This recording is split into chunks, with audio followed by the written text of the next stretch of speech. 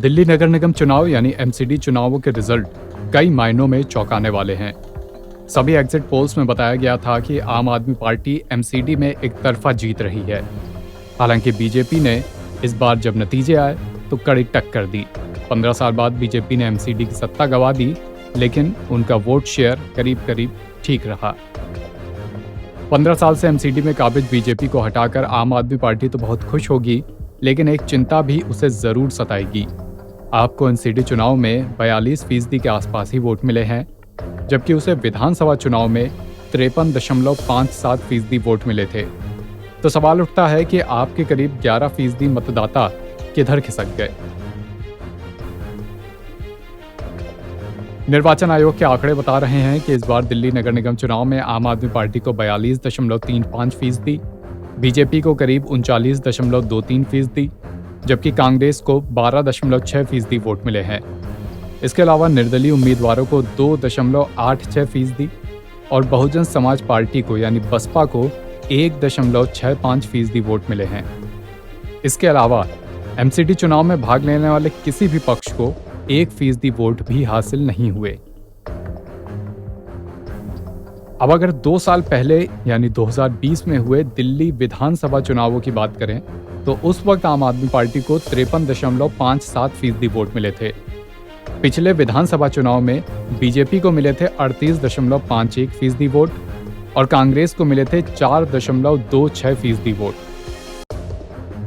ऐसे में अगर देखें तो बीजेपी को तो एमसीडी चुनाव में करीब करीब उतने ही वोट मिल गए जितने उन्होंने 2020 के विधानसभा चुनाव में हासिल किए थे, लेकिन वोटिंग शेयर आम आदमी पार्टी का गिर गया है। अगर सही आंकड़े की बात करें तो बीजेपी को इस बार एमसीडी चुनाव में पिछले विधानसभा चुनावों के मुकाबले 0.72% वोट ज्यादा ही मिल गए हैं। लेकिन आम आदमी पार्टी के दोनों चुनावों में मिले वोटिंग परसेंटेज पर नजर डालें तो पता चलता है कि विधानसभा चुनाव के मुकाबले इस बार एमसीडी चुनाव में आम आदमी पार्टी का वोट शेयर गिर गया है। विधानसभा चुनाव में आपको 53.57% वोट मिले थे, जबकि एमसीडी चुनाव में उन्हें मिले हैं 42.35% वोट, यानी करीब करीब 11.22% वोट का घाटा। इन सब बातों के बीच एक दिलचस्प बात और है। कांग्रेस पार्टी ने भी विधानसभा चुनावों के मुकाबले एमसीडी चुनाव में ज्यादा वोट हासिल किए हैं। कांग्रेस को दिल्ली के विधानसभा चुनाव में मिले थे 4.26% वोट, लेकिन इस एमसीडी चुनाव में कांग्रेस को मिले हैं 12.16% वोट। इस तरह कांग्रेस पार्टी को एमसीडी चुनाव में बीते विधानसभा चुनाव के मुकाबले 7.9% वोट ज्यादा मिले हैं। मतलब साफ है कि एमसीडी चुनाव में आम आदमी पार्टी ने भले ही सीटों के मामले में बीजेपी को पछाड़ दिया हो, लेकिन मतदाताओं के समर्थन के मामले में उसे अच्छा खासा झटका लगा है।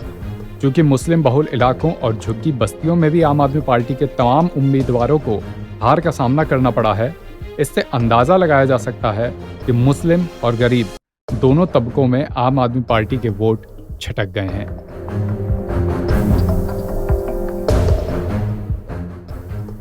एनबीटी ऑनलाइन की रिपोर्ट।